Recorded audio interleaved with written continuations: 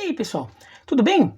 Nesta quarta-feira, 23 de setembro, fará 15 anos que foi às bancas uma edição da revista Veja, com uma reportagem de capa assinada pelo André Rizek, atual comentarista do Sport TV, e Thaís Oyama, denunciando um escândalo de manipulação de resultados no futebol brasileiro, né? O caso que ficou conhecido como a máfia do apito, em que o árbitro Edilson Pereira de Carvalho e o árbitro, também árbitro Paulo José Danelon, manipulavam resultados de várias competições de futebol para beneficiar um apostador ali num esquema clandestino de apostas, né? Esse caso está completando 15 anos, ele ainda é bastante falado, sobretudo por torcedores do Inter, porque esse caso teve muito impacto no Campeonato Brasileiro daquele ano, e com base nisso, torcedores do Inter contestam muito o título brasileiro do Corinthians daquele ano, mas já faz 15 anos, então muita gente esqueceu um pouco do que aconteceu, ou não esqueceu tudo, mas assim, talvez alguns detalhes do caso, tudo. Tem gente também que talvez fosse muito pequeno para lembrar, porque há 15 anos já é bastante gente, tem muito marmanjo hoje, ainda era criancinha na época, né? Então aqui vamos falar um pouco sobre o caso. Vou falar, esse aqui vai ser um vídeo que até vai ser um pouco longo, mas ainda assim vai ser um vídeo resumido ali do caso, tá? Porque esse caso aqui dava um documentário de 2 horas ali, fácil, em vídeo. Então até vou deixar uns links aqui na descrição com material escrito ali, com matérias que contam com mais detalhes para quem quiser saber do caso, tá bom? Mas então ele começa como? A redação da Veja recebe uma ligação com uma denúncia de que o Edilson Pereira de Carvalho estaria manipulando resultados do futebol. Então a redação vai tentar investigar, mas assim, lembrando, repórter, jornalista, por mais que queira investigar, tem limitação na sua capacidade de investigação, né? Então a revista Veja entra em contato com o Ministério Público, que consegue uma autorização judicial ali para colocar um grampo no telefone do Edilson Pereira de Carvalho, né? E com isso começam a ouvir as conversas, e as conversas confirmam a denúncia. A denúncia era que ele fazia os resultados de acordo com o que pedia um empresário do interior de São Paulo chamado Najib Fayad, o Gibão. O Gibão, ele fazia uma coisa um pouco diferente do que normalmente se imagina para manipular apostas. Normalmente você pensa em forçar zebras, porque ninguém aposta em zebra, então o ganho que você tem se você acertar uma zebra numa aposta é muito alto. Mas não, ele apostava em favoritos, ele queria que os favoritos vencessem. A ideia dele era, se você aposta numa zebra e é muito pesado numa zebra, o próprio sistema que controla as apostas vai desconfiar, porque quase ninguém está apostando em determinado resultado. Aí vem um apostador do nada e mete uma grana violenta naquela zebra, alguma coisa está errada.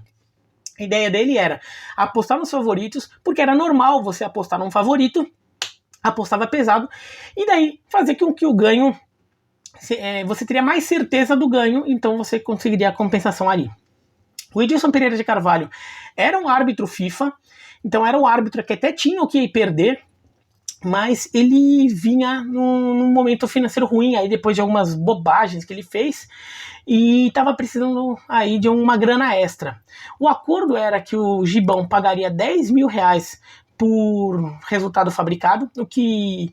Bom, eu gostaria de ganhar 10 mil reais do nada. Se alguém parecer, 10 mil reais na minha conta, bom, vou ficar feliz. Mas 10 mil reais, assim, não é um valor que hoje soe tão grande assim para você correr o risco de você perder sua profissão, né? Mas para os valores da época era bastante dinheiro, né? 10 mil reais ali, alguns pagamentos de 10 mil reais tinham resolvido a situação do Edilson Pereira de Carvalho naquele momento, tá? Daí as conversas confirmam que vários resultados estavam sendo combinados.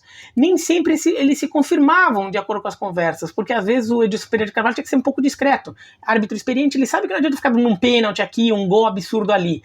Ele sabe que assim, o jeito mais discreto de você manipular o resultado é você fazer com que um time tenha muita vantagem ali na bola rolando ali. Então você começa a marcar muita falta quando um time que você quer que perca tá marcando, tentando desarmar o adversário, você marca a falta toda hora quando ele desarma, e quando esse time tem a bola e tenta atacar, você não marca as faltas que ele sofre, você irrita o adversário, você dá cartões a jogadores-chave ali para deixar o time vulnerável e pendurado, esse tipo de coisa que ele falou que era melhor atuar, e nem sempre dava certo. Teve um jogo que ficou bastante falado na época, foi um Juventude Figueirense em Caxias do Sul, que ele tinha sido contratado para dar vitória ao Juventude, mas o Figueirense meteu 4-1, porque o Edmundo jogou pra caramba, comeu a bola, e daí tem até conversa, pô, você não fez com essa, não deu, o Edmundo jogou pra caralho, cara, se eu tivesse, ia forçar muito a barra, ia ficar muito na cara que ele tá fazendo alguma coisa, tudo, mas eu te compenso, não se preocupa, né, a conversa foi ali. A questão é que os dois, o Paulo José Danelon e o Edilson Pereira de Carvalho, não tinham só apitado jogos do Brasileiro, tinha apitado jogos de um monte de campeonato naquele ano, né, e tudo indicava que esses jogos também estariam ali envolvidos nos acordos, ou muitos deles, né, não necessariamente todos. Eles tinham apitado, o Edilson Pereira de Carvalho tinha apitado 2 jogos da Libertadores, Banfield e Aliança Lima, Santo André e Palmeiras, um jogo da Copa Sul-Americana, Juventude e Cruzeiro. O Paulo José Danelon tinha apitado 4 jogos da Série B do Campeonato Brasileiro, Paulista e Guarani, Paulista 4, Guarani 0, Portuguesa 0, Ituano 4, Guarani 2, Santo André 1, Ituano 2, Marília 1, e os dois tinham apitado uma porrada de jogo do Campeonato Paulista, tá? Um monte de jogo do Campeonato Paulista. Aí o que fazer com isso? Né? Bom, a Conmebol chegou assim, ó, os jogos da Libertadores, no final das contas, não mudaram nada, eram jogos irrelevantes, porque no final das contas o resultado não alterou o desenrolar da competição e a competição já acabou, porque era setembro e a Libertadores já tinha acabado. A Copa Sul-Americana também não mudou muito ali e tudo, então deixa pra lá. Tá? Então a Conmebol ali não ia se preocupar. A CBF tinha um pepino na mão ali, 2 aliás, né? Tinha o Campeonato Brasileiro, o Campeonato e a Série B, né? A Série B, a CBF falou, olha, sabe uma coisa? Deixa assim que se dane, porque eram 4 jogos e esses 4 jogos eles tinham um impacto na classificação da segunda fase, porque na Série B os times ficavam todos ali, atuavam em um turno único, jogos de ida, e depois os 8 primeiros iam para a segunda fase formando 2 quadrangulares, e daí os 2 primeiros de cada quadrangular iriam para o quadrangular final, né? A segunda fase já tinha começado quando saiu a matéria da Veja. Estava na segunda rodada da segunda fase. Então você falou, putz, eu vou ter que anular os jogos da segunda fase para refazer esses 4 jogos e para depois remontar os grupos de acordo com a nova classificação e depois retomar a segunda fase. Deixa que se dane, vai assim mesmo. O que esses jogos mudariam? Né? A Portuguesa se classificou. A Portuguesa perdeu um jogo, né? Ela perdeu de 4-0 em casa para o Ituano. Um pouco exótico ali, considerando que o Ituano foi o 10º colocado e a Portuguesa foi a 6ª colocada no campeonato. A Portuguesa com 3 pontos ela poderia pular posições no campeonato. Mas ela tinha se classificado, então não ia mudar muito. Ela estava classificada ali, então deixou. O que mudaria mesmo é que o Guarani ele tinha ganhado um jogo e perdido um, né? Se ele perdesse os 2, né, se fosse refazer os jogos, ele perdesse os 2, o Guarani cairia para 9º, ele perderia aquela vaga na segunda fase, e quem se classificaria seria o Vila Nova de Goiás. Mas a CBF deixou por aí mesmo, aqui se dane, vai assim, não vai mudar o rebaixamento para a Série C também, então vai assim mesmo, e foi assim, tá? Então, na verdade, o rebaixamento para a Série C podia mudar assim, viu? O Paulista de Jundiaí poderia ter caído, mas assim, vai assim mesmo. Não era nada que eles considerassem muito relevante, né? Então, vai assim mesmo. A torcida do Vitória não gostou, né? Porque se o Paulista foi beneficiado, quem acabou caindo foi o Vitória. Foi aquele ano que o Bahia e o Vitória caíram para a Série C. Né? Só lembrando, tá? Mas a CBF que se dane a Série B. O pepino ficou para a Série A. O Campeonato Paulista tinha aquele monte de jogo que não mexia no título, o São Paulo seria campeão do mesmo jeito, mas poderia mexer muito no rebaixamento, demais, porque vários jogos, sobretudo do Paulo José Danelon, envolviam times que estavam na briga pelo rebaixamento. Mas o Campeonato Paulista já tinha acabado. Vários times ameaçam entrar na justiça, o Ministério Público de São Paulo ameaça ali anular todos os jogos do Campeonato Paulista, anular o rebaixamento do Campeonato Paulista, tudo, mas no final das contas não aconteceu nada. O União São João, inclusive, foi rebaixado, perdendo na última rodada um jogo apitado pelo Edilson Pereira de Carvalho e nunca mais voltou para a primeira divisão. Mas ficou por aí mesmo. Né? O Pipi não ficou no Campeonato Brasileiro. O que fazer? Porque o Campeonato Brasileiro tinha alguns jogos importantes ali, envolvendo times que estavam na briga pelo título. Todos os jogos anulados todos os jogos, do Edilson Pereira de Carvalho, que foram anulados depois, né? Tinha sido Vasco e Botafogo, Vasco 0, Botafogo 1, Ponte Preta 1, São Paulo 0, Paysandu 1, Cruzeiro 2, Juventude 1, Figueirense 4, Santos 4, Corinthians 2, Vasco 2, Figueirense 1, Cruzeiro 4, Botafogo 1, Juventude 2, Fluminense 0, Inter 3, Coritiba 2, São Paulo 3, Corinthians 2 e Fluminense 3, Brasiliense 0. Esses eram jogos apitados pelo Edilson na Série A daquele ano. O Danelon não tinha apitado o jogo da Série A. Tá? E daí tinha muito time envolvido na briga pelo título. Era um campeonato que estava muito embolado naquele momento. Inter, Corinthians, Fluminense, Santos, Goiás, Palmeiras. Até Paraná e Cruzeiro estavam ali meio orbitando a zona de quem estava interessado, quem sonhava com o título. Então era um campeonato muito embolado até aquele momento. E começa a discussão sobre o que fazer. E tudo tinha que ser discutido rápido, porque dependendo da decisão, ia precisar refazer jogos, tudo, e o campeonato estava rolando. Né? O campeonato estava meio que no começo do segundo turno. Tá? Era um campeonato de 22 times, então eram 42 rodadas. Tá? O campeonato estava lá pela sua 26ª, 27ª rodada, quando isso tudo começa. Tá? Então ali vai ter que tudo decidindo muito rápido ali, discussão. Começam a ver os jogos que tinham sido apitados pelo Edilson. Alguns jogos ali o Edilson confirma que tinha roubado. Alguns jogos ele disse que tentou roubar e não conseguiu, e alguns jogos ele disse que ele não tinha sido contratado para fazer nada naquele jogo. Além disso, tinha um probleminha. As gravações do Ministério Público começam quando o campeonato já está em andamento, então alguns jogos já tinham acontecido, então a gente ficou sem saber o que tinha acontecido naqueles jogos, e tinha que confiar na palavra do Edilson para saber se ele tinha ou não feito uma arbitragem tendenciosa naqueles jogos que já tinham acontecido, porque não tinha gravação, né? Não tinha nenhuma evidência sobre aquilo. Então ficou uma decisão sobre o que fazer, e várias situações eram criadas, né? Tinha gente que defendia que acabou o campeonato, porque não vai ter o que fazer, não vai dar para consertar isso. Ele apitou muito jogo importante, não vai dar para consertar isso, acaba o campeonato de vez, não vai ter campeonato. Tinha gente que até defendia isso. Mas essa daí era uma corrente que era mais fraca. As correntes mais fortes eram anular tudo. Vantagem dessa decisão de anular tudo: você põe sob desconfiança o árbitro, você apaga o árbitro do campeonato, porque você até tem provas de que alguns jogos ele roubou e alguns jogos ele não roubou, mas você não tem como saber o que ele tinha feito em outros jogos, porque foram antes das gravações, e também você não tinha como garantir que, de repente, como ele é um árbitro ladrão, digamos, né, como ele ficou como árbitro ladrão, você não tinha como garantir que, de repente, ele não tinha vendido por gibão aquele jogo, mas de repente ele vendeu para alguém, né? Afinal, ele é um árbitro que você já não confia mais. Né? Tinha gente, o lado negativo disso, bom, o impacto na classificação seria muito brutal, porque você teria que refazer tudo. Você tinha evidências que alguns jogos teoricamente não foram roubados, então assim, pelas provas que haviam sido coletadas até aquele momento, aqueles jogos teoricamente estavam limpos, então você estaria anulando jogos limpos. Isso também era uma coisa que se contestava, e outra coisa que não é tão comum essa decisão. Né? Em casos de manipulação de resultados que não envolviam nenhum clube, normalmente não se anula jogos. Né? Até teve caso outro de jogo anulado aí na história, mas em geral não é isso que se faz. Né? Claro, quando um dirigente de um clube vai lá, bota uma maleta lá no árbitro e compra o árbitro, daí esse jogo é anulado, esse time é punido, rebaixado. A Juventus foi na Itália, essas coisas, né? Isso tem. Quando um jogador vai lá e se vende pro adversário, né, vai lá e fala, me paga aí que a gente entrega o jogo para você, também o jogo é anulado, tudo. Isso acontece. Agora, nesse caso, os clubes, tudo indicava que os clubes não tinham nada a ver com isso. Né? Era uma questão de uma máfia de apostas ali do apostador com o árbitro. Então, os clubes, normalmente, nesses casos, não se pune com anulação de jogos, se pune de outras formas. Né? Então, esse é o lado negativo dessa decisão. A decisão de anular só as partidas que estivessem comprovadas. O lado bom você tem a prova do que você está refazendo. Por que você está refazendo aquele jogo? Você está provando. Então, esse seria o lado positivo dela.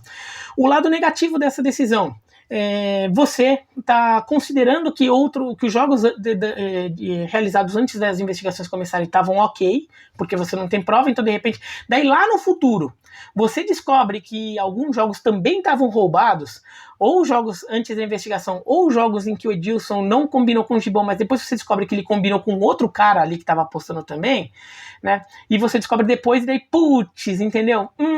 Né? Então esse também era um lado negativo. Tinha gente que defendia que você pegasse os jogos, visse, analisasse os jogos e percebesse que jogo foi roubado ou não para depois refazer. Né? Essa decisão ali, algumas pessoas defenderam isso, mas acho meio sem pé nem cabeça, porque quem é que vai julgar se o jogo tá roubado ou não? E como o próprio Edilson disse, né, como nas gravações, que assim, o jeito de, muitas vezes, de manipular o resultado é muito discreto, então às vezes não é tão claro assim, né? Então aquele critério de arbitragem ali de um amarelo ali que fica um pouquinho, aquele critério do esbarrão que é falta ou não é falta, daí vai da mudança de critério para julgar se ele tá com critério tendencioso, se ele simplesmente achou aquilo naquele jogo, ficaria muito complicado, né? Então assim, eu tô falando tudo isso para mostrar, não havia decisão perfeita, até porque o regulamento do campeonato não previa essa situação, então não se sabia o que fazer, você ia ter que chegar a um consenso ali, inventar uma decisão ali, porque não tinha um regulamento que dissesse o que você teria que fazer nesse caso, tá? O Inter e o Santos, principalmente, já começam a se posicionar contra a anulação dos jogos. Até porque eles tinham... o Inter tinha conquistado 3 pontos, né, no jogo que tinha feito. O Santos também. E ainda mais um confronto direto contra o Corinthians, né, que os dois estavam brigando pelo título. O Corinthians, por exemplo, era a favor de se anular os jogos. Até porque o Corinthians tinha perdido os 2 jogos em que o Edilson tinha apitado, então ele poderia recuperar pontos ali importantes. Aí o Luiz Sveiter, presidente do STJD, chama os presidentes dos clubes num hotel do Rio de Janeiro, numa noite de sábado, no meio de uma rodada, olha o feeling do cara, né? No meio de uma rodada do Brasileiro, e vai lá e decide. Ele junta os caras lá e chega assim, ó, anulamos os 11 jogos, tá? Foram anulados os 11 jogos, vai ter que refazer. Vamos ter que achar uns espaços ali na tabela e meter esses 11 jogos, tá? Essa decisão veio muito rápida, né? Eu falei que a revista saiu no dia 23 de setembro. Em 2 de outubro que saiu a decisão do Luiz Sveiter. Então, assim, foi uma semana e pouco, foi uma semana depois, né, pouquinho depois ali que sai essa decisão. A revista sai no fim de semana, foi quase que no fim de semana seguinte, né, foi muito rápido. A revista na sexta, foi no sábado seguinte, foi muito rápido, porque eles também, já que tinha que anular, tem que refazer, então tinha que refazer logo, para você conseguir achar espaços na tabela e também para que as últimas rodadas já rolassem normalmente sem ter jogo ainda para repor. A classificação do Campeonato Brasileiro, no dia em que isso em que é anulado, no sábado, contando os resultados do sábado, mas antes do Sveiter anular os jogos, a classificação era Inter em primeiro com 51, Corinthians, Goiás e Fluminense em segundo com 50, Santos com 48, Palmeiras e Paraná com 45, Cruzeiro com 43. Olha como o campeonato estava embolado. Entre o primeiro e o 8º colocado tinham 8 pontos de diferença, sendo que o líder estava só 1 ponto à frente do segundo, do terceiro e do quarto. Mas, assim, só para registrar que assim, o Santos estava em quinto com 48 e o Goiás estava em terceiro com 50, eles tinham um jogo a mais. E o Paraná e o Cruzeiro também, né? O Paraná em sétimo, o Cruzeiro em oitavo, eles tinham um jogo a mais porque eles já tinham jogado naquele sábado. Né? O Inter e o Fluminense e o Corinthians e o Palmeiras iam jogar no domingo, inclusive Inter e Fluminense iam jogar entre si, tá? E empataram o jogo. Empataram o jogo, o Corinthians jogou com o Brasiliense e o Corinthians pulou na frente. Então, ao final da rodada, o Colorado, que foi dormir cedo no sábado, ele dorme líder com 51 pontos, 1 ponto à frente de Corinthians, Goiás e Fluminense, e quando ele acorda, o time é terceiro colocado, porque o Corinthians manteve 50 pontos, o Goiás manteve 50 pontos, só que o Inter caiu para 48, o Fluminense tinha 50, caiu para 47, e daí o Colorado já acordou meio pistola ali, e o Inter era o time que claramente estava mais contrário a isso, né? Mas a classificação do campeonato, como ela ficou ao final dessa rodada, que era a 29ª rodada de 42, era um campeonato de 22 times, ao final do campeonato, como a classificação seria e como ela ficou. Ela seria Corinthians 53, Inter 52, Fluminense 51, Goiás 50, Santos 48, Palmeiras 46, Paraná 45, Cruzeiro 43. tá? Então já 10 pontos entre o Corinthians e o Cruzeiro, mas assim, você vê como seria a classificação ainda está muito equilibrada, né? 53, 52, 51, 50, 48 entre o primeiro e o quinto colocado, né? A pontuação. Mas com a anulação dos jogos, ela vira Corinthians 53, Goiás 50, já 3 pontos atrás, então você já acabou abrindo um espaço ali. Inter 49, Fluminense 48, Palmeiras 46, Santos e Paraná 45. O Cruzeiro, que era o oitavo com 43, ele caiu para 13º com 37. O oitavo colocado naquele momento passaria a ser o Fortaleza, passou a ser o Fortaleza com 41. Né? Então o Cruzeiro foi o time mais prejudicado, porque o Cruzeiro tinha vencido 2 jogos, que tinha sido adaptado pelo Edilson, perdeu 6 pontos. Né? E daí já ficou a confusão. O que faz com isso aí? Né? Porque daí o Inter começa a protestar e o Inter começa a insistir na tese. Vou anular a anulação. O Inter falando que entra na justiça, não aceitava a decisão e entra na justiça. O Inter, inclusive, denunciou o Luiz Sveiter, mostrando que o Luiz Sveiter não poderia ser o presidente do STJD, porque ele já era desembargador no Rio, então ele não poderia acumular esses cargos. O Luiz Sveiter, inclusive, acaba saindo do STJD, deixando de ser desembargador lá no Rio, onde ele era, para ficar só com o STJD por causa disso, mas a decisão não é mudada, tá? Mas o Inter continua insistindo nessa tese. O campeonato vai rolando com o Inter insistindo nisso, né? E os jogos vão sendo realizados. Daí, como ficaram os jogos aqui, à medida que eles são retomados? Vasco e Botafogo, 1-0 Botafogo vira 1-0 Vasco. Ponte Preta e São Paulo, era 1-0 Ponte Preta, vira 2-0 Ponte Preta. Ponte Preta até reforçou o resultado. Paysandu e Cruzeiro, era 2-1 Cruzeiro, virou 4-1 Paysandu. Juventude e Figueirense, o jogo do Edmundo, 4-1 pro Figueirense, que o Edmundo comeu a bola, virou um 2-2, o Figueirense perde 2 pontos aí.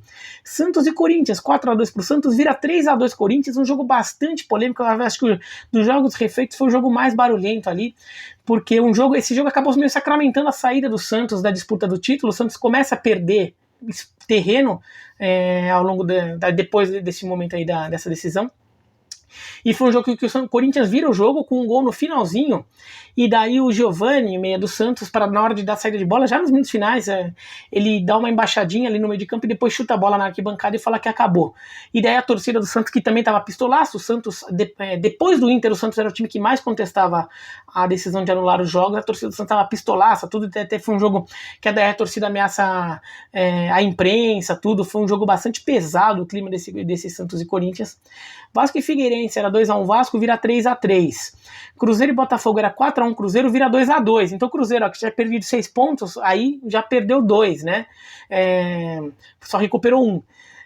Juventude e Fluminense 3-0, Juventude vira 4-3 Fluminense. Inter e Curitiba era 3-2 Inter, vira 3-2 Inter. O Inter mantém o mesmíssimo resultado, com gol lá no finalzinho ali.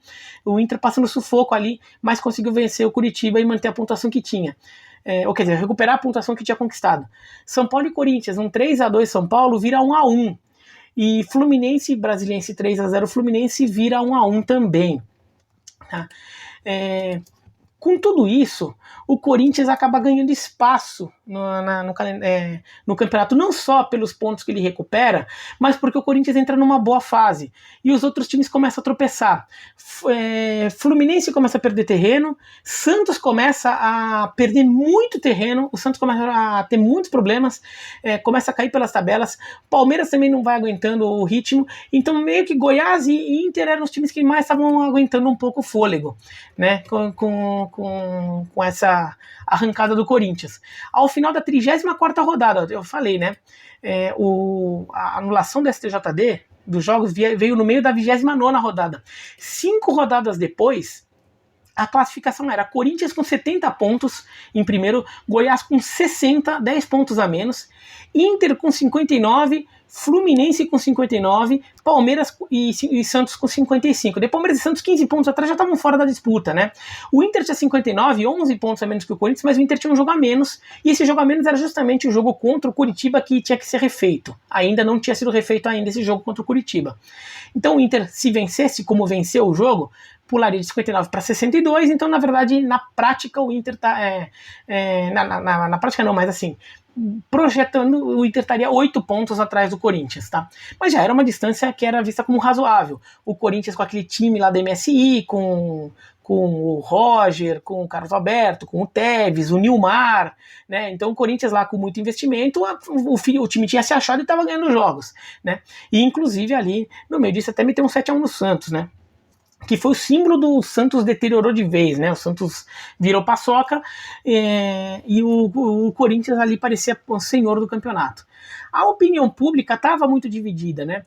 O Datafolha fez uma pesquisa em 27 de outubro que mostrou que 60% das pessoas teriam concordado com a decisão do STJD de anular os jogos e 22% discordado, 19% não sabia. Mas isso na resposta de você acha que agiu bem ou agiu mal?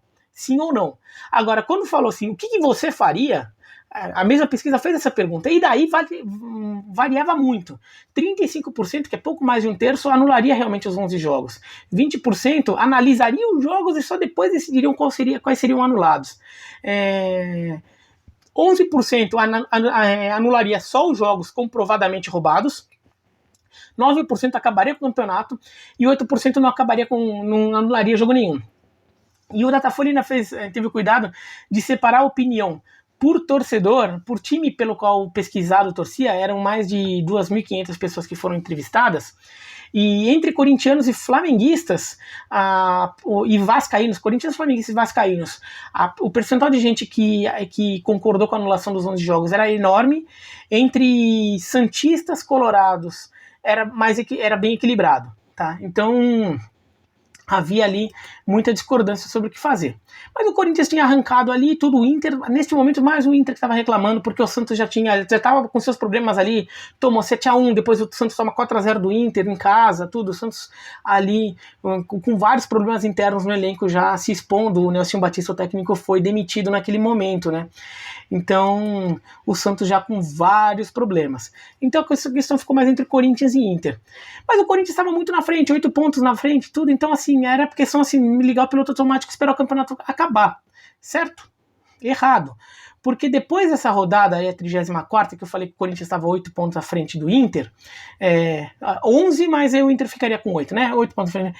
O Corinthians começa a entrar numa má fase. O Corinthians empata com o Vasco em casa, depois o Corinthians perde do Cruzeiro. Daí o Corinthians ainda dá uma recuperada fazendo 7-1 no Santos, ganha do Curitiba em Curitiba, mas aí perde do São Caetano.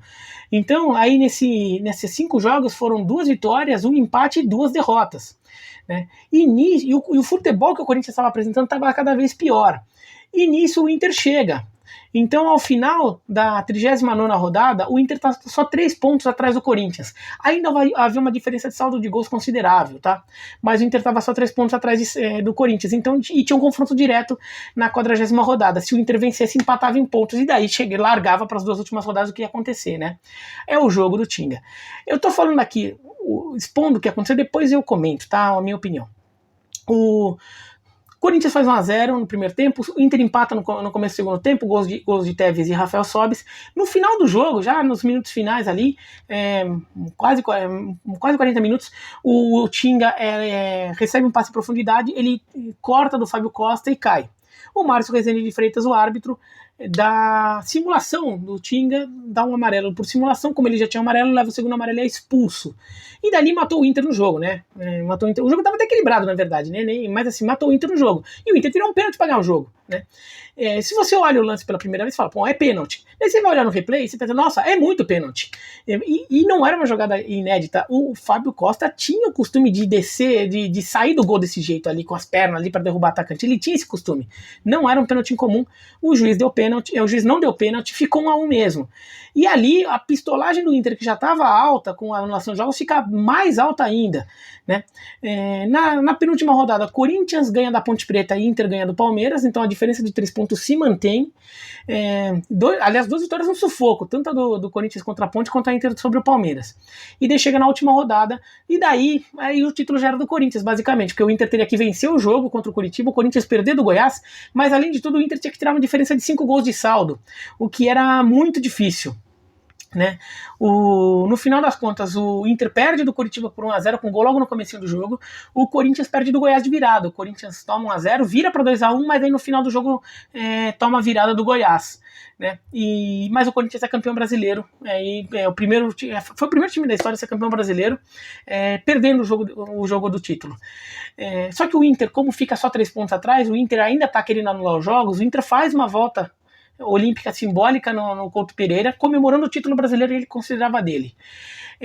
Só que daí a CBF e o Inter falou: eu vou entrar na justiça e anular esse campeonato, porque se você tirar os 4, se você desanular os jogos, o Inter que é o campeão, porque o Inter fica com 78 pontos, mas o Corinthians perde 4 pontos, cai de 81 para 77. Mas a CBF fala: o Inter, cala a boca, se você reclamar, eu te puno, você fica desfiliado e você não pode jogar Libertadores ano que vem. E daí o Inter acaba baixando a cabeça, aceitando isso, até porque ia ser uma batalha meio complicada ali, jurídica. O Inter aceita. E no final das contas, o Inter se deu bem porque foi campeão da Libertadores, né? Ele foi campeão da Libertadores e depois campeão mundial no ano seguinte. Mas isso aí a pistolagem dos colorados ficou total, né? Porque além de tudo, fizeram o Inter meio que engolir a decisão, né? Aceita e cala a boca, tá? E foi assim que aconteceu. Minha opinião, tá?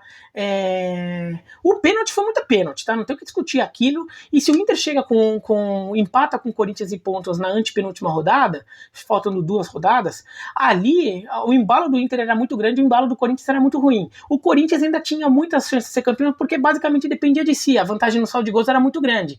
Mas o Inter estaria num momento muito melhor para aquelas 2 rodadas finais do que o Corinthians. Agora, eu anularia os 11 jogos, tá? A minha ideia na época era que os 11 jogos... Eu era repórter da agência Placar, eu não emitia opinião na época. A minha ideia na época era anular os 11 jogos. Depois, pensando no caso, eu fiquei pensando bem, tinha uma outra possibilidade que talvez eu achasse melhor. Eu anularia os 11 jogos, mas faria um mata-mata entre o primeiro e o segundo colocado e entre o 18º e 19º, porque o rebaixamento e o título você decidiria num confronto direto entre os times, porque daí ninguém poderia reclamar muito do que teria acontecido, porque no final das contas você decidiu no campo um contra o outro, não ficou deixando ali para decisão do STJD. Tá? Minha opinião rápida sobre o assunto. Então, se você gostou do vídeo, dá joinha, não gostou, se inscreve no canal, clica no sininho para receber notificação, escreve aqui embaixo o que vocês acham. Essa história foi bem resumida, então tem muita história ainda para falar disso, mas foi isso aí. Se você lembrar mais alguma, coloca aqui embaixo, tá bom? Tchau, tchau.